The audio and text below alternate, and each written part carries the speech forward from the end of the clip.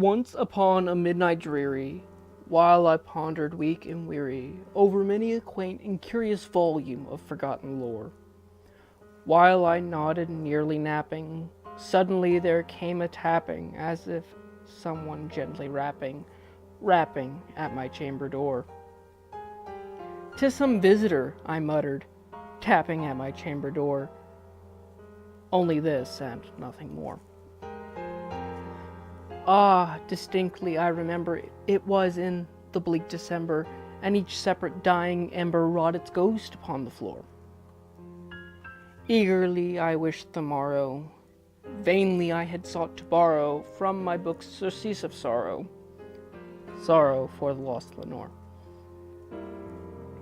For the rare and radiant maiden, whom the angels named Lenore, nameless here forevermore. And the silken, sad, uncertain rustling of each purple curtain thrilled me, filled me with fantastic terrors never felt before. So that now, to still the beating of my heart, I stood repeating, "'Tis some visitor, entreating entrance at my chamber door. Some late visitor, entreating entrance at my chamber door. 'Tis it is, and nothing more." Presently my soul grew stronger, hesitating then no longer. "Sir," said I, "or madam, truly your forgiveness I implore, but the fact is I was napping, and so gently you came rapping, and so faintly you came tapping at my chamber door, that I scarce was sure I heard you. Here I opened wide the door. Darkness there and nothing more." Deep into that darkness peering, long I stood there wondering, fearing, doubting, dreaming dreams no mortals ever dared to dream before. But the silence was unbroken, and the stillness gave no token, and the only word there spoken was the whispered word, "Lenore." This I whispered, and an echo murmured back the word Lenore. Merely this, and nothing more. Back into the chamber turning, all my soul within me burning, soon again I heard a tapping somewhat louder than before. "Surely," said I, "surely that is something at my window lattice. Let me see, then, what thereat is, and this mystery explore. Let my heart be still a moment, and this mystery explore. 'Tis the wind, and nothing more." Open here I flung the shutter, when, with many a flirt and flutter, in there stepped a stately raven of the saintly days of yore. Not the least obeisance made he, not a minute stopped or stayed he, but with mine of lord or lady perched above my chamber door, perched upon a bust palace just above my chamber door, perched and sat, and nothing more. Then this ebony bird beguiling my sad fancy into smiling, by the grave and stern decorum of the countenance it wore. "Through thy crest be shorn and shaven, thou," I said, "art sure no craven, ghastly grim and ancient raven wandering from the nightly shore. Tell me what thy lordly name is on the night's Plutonian shore." Quoth the raven, "Nevermore." Much I marveled this ungainly fowl to hear discourse so plainly, though its answer little meaning, little relevancy bore. For we cannot help agreeing that no living human being ever yet was blessed with seeing bird above his chamber door, bird or beast upon the sculptured bust above his chamber door, with such name as Nevermore.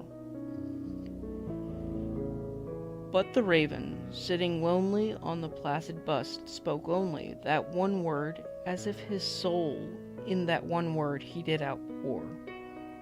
Nothing further than he uttered, not a feather than he fluttered, till I scarcely more than muttered, other friends have flown before.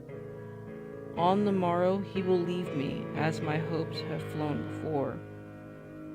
Then the bird said, nevermore. Wondering at the stillness broken by a reply so aptly spoken, doubtless, said I, what it utters is its own stock and store, caught from some unhappy master, whom unmerciful disaster followed fast and followed faster, till his song one burden bore, till the dirges of his hopes and that melancholy burden bore of never, nevermore. But the raven, still beguiling all my fancy into smiling, straight I wheeled a cushioned seat in front of bird and bust and door. Then upon the velvet sinking, I betook myself to linking fancy unto fancy, thinking what this ominous bird of yore, what this grim, ungainly, ghastly, gaunt, and ominous bird of yore meant in croaking nevermore. This I sat engaged in guessing, but no syllable expressing to the fowl whose fiery eyes now burned into my bosom's core. This and more I sat divining, with my head at ease reclining on the cushion's velvet lining that the lamplight gloated o'er. But whose velvet violet lining with the lamplight gloating o'er she shall press, ah, nevermore. Then methought the air grew denser, perfumed from an unseen censer, swung by seraphim whose footfalls tinkled on the tufted floor. Wretch, I cried, thy God hath lent thee, by these angels he hath sent thee, respite and nepenthe from thy memories of Lenore. Quaff, oh quaff this kind nepenthe, and forget this lost Lenore. Quoth the raven, nevermore. Prophet, said I, thing of evil, prophet still, if bird or devil, whether tempter sent, or whether tempest tossed thee here ashore, desolate yet all undaunted, on this desert land enchanted, on this home by horror haunted, tell me truly, I implore, is there balm in Gilead? Tell me, I implore. Quoth the raven, nevermore. Prophet, said I, thing of evil, prophet still if bird or devil, by that heaven that bends above us, by that God we both adore.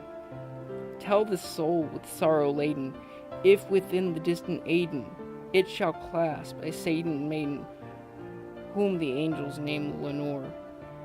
Clasp a rare and radiant maiden, whom the angels name Lenore. Quoth the raven, nevermore. Be that word our sign in parting, bird or fiend, I shrieked upstarting, get thee back into the tempest and the night's Plutonian shore. Leave no black plume as a token of that lie thy soul hath spoken.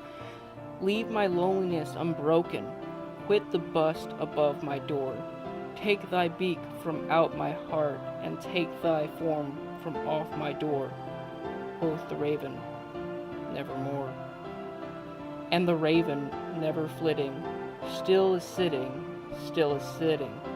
on the pallid bus of palace just above my chamber door. And his eyes have all the seeming of a demon's that is dreaming. And the lamplight o'er him streaming throws his shadow on the floor. And my soul from out that shadow that lies floating on the floor shall be lifted nevermore.